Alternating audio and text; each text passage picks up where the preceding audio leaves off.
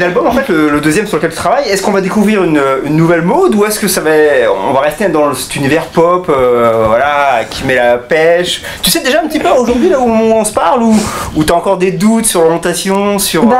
Non, en fait, moi je suis pas quelqu'un qui pose beaucoup de questions dans le travail. C'est-à-dire que pour moi la musique c'est très instinctif. Donc si j'ai envie de faire un son, je fais un son et je me pose pas la question de savoir comment est-ce qu'il doit sonner. Est-ce que je devrais faire un truc plus... Je pense, oui, que ça sera dans la même veine que le premier parce que, le premier album me ressemble. Ouais. Donc je pense qu'on gardera voilà, cet esprit très positif, très péchu parce que c'est qui je suis. Et ça peut pas changer. Mais après, voilà, je pense que j'aurais aussi envie de me faire peut-être des petits kiffs différents du premier album. Franchement, je sais pas encore. Une question étonnante des internautes, en fait, quand on a posé la question, c'est est-ce que tu irais faire du rap? Parce que là, tu fais un featuring avec Romy M, en fait. C'est R&B, on va dire. Oui, un peu c'est plus, urbain, ouais. Voilà. Je sais que tu voulais faire un duo avec un rappeur. Avec un rappeur? Ouais. Bah, c'est vrai que... Tu serais capable d'aller dans du rap, mais... Ouais, j'aimerais bien. Après, si chacun peut rester dans son monde, ce qui est intéressant avec les feats, c'est de fusionner ça, tu vois, mais que chacun garde son identité. Et c'est vrai que le rap, j'aime pas tout. C'est vrai, je suis très honnête, je suis pas sensible à tous les raps. C'est pas forcément mon univers, c'est pas un milieu que je connais bien. Mais je trouve qu'il y a des rappeurs qui manient les mots d'une manière incroyable. Et ça. Youssoupha, dès que tu me dis ça. Ouais, Youssoupha par exemple. MC Solar, un peu plus. Oui, MC Solar qui était extraordinaire. Et voilà, c'est ça que j'aime dans le rap. Vraiment, c'est ce focus qui est mis sur les mots, même sur le flow quand c'est bien fait. Pourquoi pas, hein, franchement. Plutôt qu'il y a une licence, voilà. Dès qu'il y a des mots, voilà, de la poésie, voilà. Mot c'est mon côté fleur bleue. Avec Black M. Avec Black M. Sérieusement, je trouve qu'au niveau de l'univers, au niveau de la rythmique, je pense que ça pourrait être sympa. C'est vrai qu'il a des sons quand même assez... c'est rap, mais bon, ça reste grand public, on va dire. C'est pas du rap pur, voilà, et pur et dur, ça reste quand même assez populaire. Moi, je te verrais bien avec Black M. Ah oui? Si tu veux, j'ai son fan, on va l'appeler après. Voilà, mytho, le gars. Le gros mytho, quoi. Bon, tout à l'heure, Maud, tu m'as dit 5 tubes? Ouais. Putain, moi j'en ai compté 6, regarde. Allez, vas-y, allez. Love is what you make of if. Love is what you make of it. Te moque pas de moi quand je parle en anglais. Love not money. Love not money. Yes. Là, tu le dis bien, redis-le moi. Love not money. Ah, ça me fait des trucs. Come to say goodbye. Time to say goodbye, oui. Merci de dire que c'est un tube, mais c'est pas un single. Mais c'est vrai que c'est un tube, merci. C'est un tube, cool. J'adore le clip, cool. Rise up, bon, celle-là, je la Rise up. Rise up. Rise up. Faut que je vous dise bien parce que c'est la boîte de mon attaché de presse copain Charles. Et Trumpets avec Jason Derulo. Ça fait 6. Pourquoi tu dis 5 tubes? Mais revalorise-toi. Non, mais alors attendons-nous bien. J'ai 5 singles, mais si tu vas par là, j'ai 11 tubes. Ah ouais, mais qu'est-ce que je dis? Bah voilà, 11 tubes. Tiens, est-ce que un tube, c'est forcément la meilleure chanson d'un album? Non. Non, un tube, c'est ce qu'on appelle un tube, nous, dans le milieu, c'est le morceau qui va être le plus catchy, qui va être le plus radio, et clairement, voilà, sans être hypocrite, qui va être le plus commercial. Après, il y a des titres d'albums qui, des fois, en termes de qualité, sont 10 fois meilleurs que des tubes ou des singles. Je suis d'accord avec toi. Est-ce que ça t'arrive de taper ton nom dans les moteurs de recherche? Moi, oui, je vois jamais rien. Je ressors nulle part, moi. Très rarement. Rarement? Ouais, t'es pas du genre... Ah bah non, sauf si je cherche par exemple sauf si je cherche un article en particulier, tu vois, ou qu'on m'a dit ah, on va voir ça, mais sinon, même j'écoute pas mon album, je regarde pas mes clips, je te jure. Jamais? Bah non. Bah oui, ça fait penser au boulot. Non, j'ai quand même... Non, mais c'est vrai, j'ai jamais fait ça. Enfin, j'écoute pas trop. Même pour l'NMR, on me demande tu votes pour toi? Et au final, peut-être depuis le début, j'ai dû voter 3 fois pour moi, c'est nul, hein. Ouais. Alors Maud, tu sais que j'adore Rise Up, j'en ai parlé tout à l'heure, tu l'as écrit en 2013. Oui. Et je suis allé voir hier sur YouTube, je t'ai dégoûté parce que moi j'ai pas de vues comme ça. Je vais bien t'en acheter quelques-unes. 1 600 000 vues, mais sans déconner, c'est un truc, ça me fait rêver, ouais. Mais, oui, ouais, c'est énorme. Hein. C'est un chiffre. C'est vrai que sur la chaîne, je crois qu'il y a... Enfin, je veux dire des conneries, mais je crois qu'il y a plus de 10 millions de vues sur toute la chaîne. Aussi, tu peux y aller, ça doit être ça à peu près, mais ouais, c'est vrai que c'est gigantesque. Quand tu mentalises ce que ça représente, voilà, c'est. Voilà, il faut le mentaliser quand tu regardes comme ça. Oh, ça va, ça va. Après, tu rentres chez toi, c'est 1 600 000, c'est énorme. Quand même, c'est pas mal. Hein. Et qu'est-ce qui te donne envie de te lever le matin? Alors, moi, je te dis, ce qui me donne envie de me lever le matin, moi, c'est l'Américorée. Voilà, moi c'est l'ami. Ah, c'est l'ami Ricoré. Voilà, mais toi avec Raisa, c'est quoi? Alors moi franchement déjà je suis pas du matin, je m'endors toujours à 4-5 heures du matin, je suis insomniaque. Donc ce qui me motive le matin, c'est je suis pas motivée en fait, c'est mon réveil et il faut que j'aille travailler, c'est tout. Je suis là, je me demande pas pourquoi je me lève. Le matin, c'est la musique, c'est ça que je veux que tu me dises. Ah non mais bien sûr, après mes journées sont merveilleuses, mais je suis pas du matin, j'aime pas me lever, c'est chiant, j'aimerais m'endormir et puis me réveiller comme ça toute prête et tout. Mais tu verras quand on habitera ensemble, on sera des grasses mat. Mon malheur. Voilà, ça s'est placé, voilà, j'essaye, je place des trucs comme ça, des petits pions. Cette interview est bizarre. Et le garçon aussi, est-ce que t'es mieux dans la sérénité, l'urgence ou la douleur? Dans les trois, mais ça fait pas le même genre de texte, ça fait pas le même genre de chanson. Ouais, forcément, quand on est triste, généralement on est très inspiré. Ouais, on est très inspiré. Très inspiré, mais dans la sérénité aussi, parce que tu peux écrire des choses différentes, plus calmes, plus posées, plus introspectives. Et dans l'urgence, ça m'arrive très souvent aussi. Mais tout à l'heure, je te disais, tu m'as sorti des 5 minutes, avec un quart d'heure. Ouais. Après, des fois, tu as des deadlines qui tombent et tu dis, bon, écoute, tu dois aller en studio demain, il faut que tu finisses.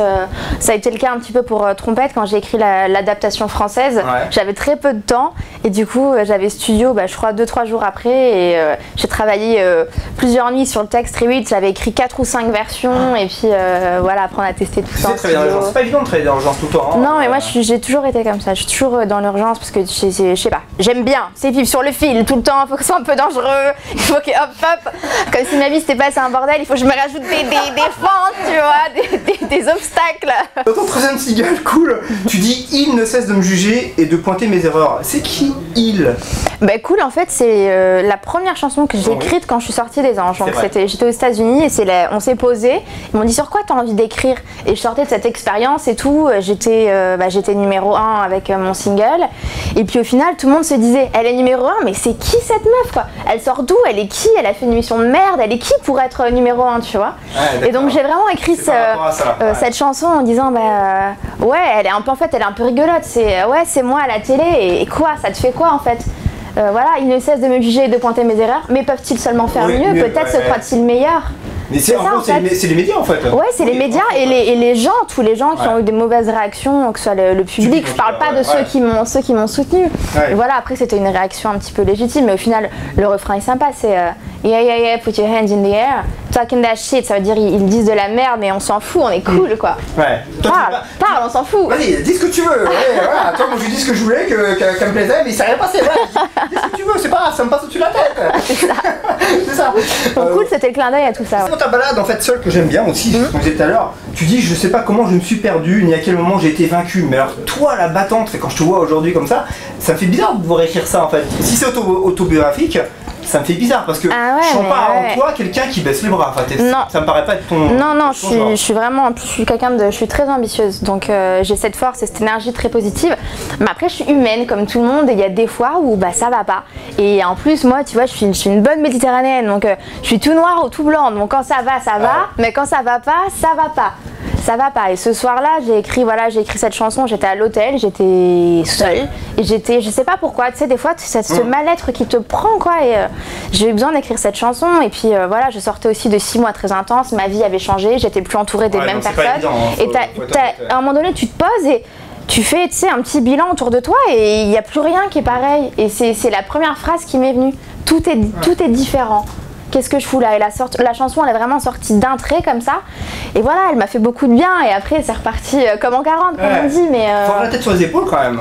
Il faut être stable dans sa vie. En fait, faut être mature, il faut avoir plus que la tête sur les épaules. Il faut être malin, il faut être très fort.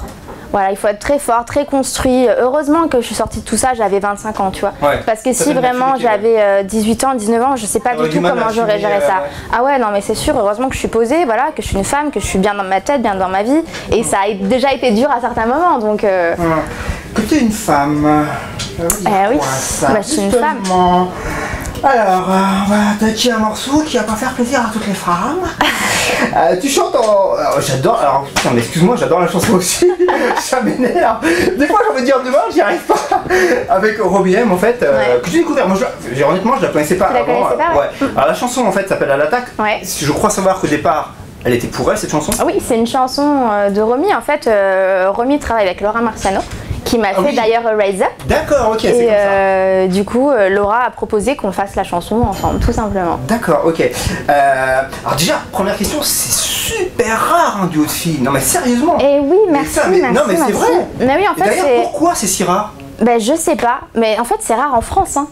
Parce Ouais. qu'aux États-Unis, si tu C'est regardes, plus fréquent. c'est pas du tout rare. Hein. Ces Mais derniers temps, il n'y a que ça, que ce soit Iggy Azalea avec Jennifer Lopez c'est ou avec vrai, Rita Ariana Ora. Grande aussi, Voilà, Ariana Grande, Oui, c'est vrai, Jessie t'as J, raison, Nicki tu dis, Minaj. ouais, ça n'a- En Amérique, elles font que ça, des trucs girl Mais power. pourquoi? Et en France, ça n'existe pas. Et vraiment, avec Romy, on avait ce souhait de dire bah non, c'est pas parce qu'on est des filles et qu'on peut avoir le même style de public, même style de cible, qu'on va se liguer les unes contre les autres. Justement, l'union fait la force. Ouais. Et on avait vraiment envie de montrer aussi que voilà, il peut y avoir cette bonne mentalité en France. On n'est pas toujours là à se toiser entre filles, on peut aussi travailler ensemble. Non mais franchement c'est un super beau duo.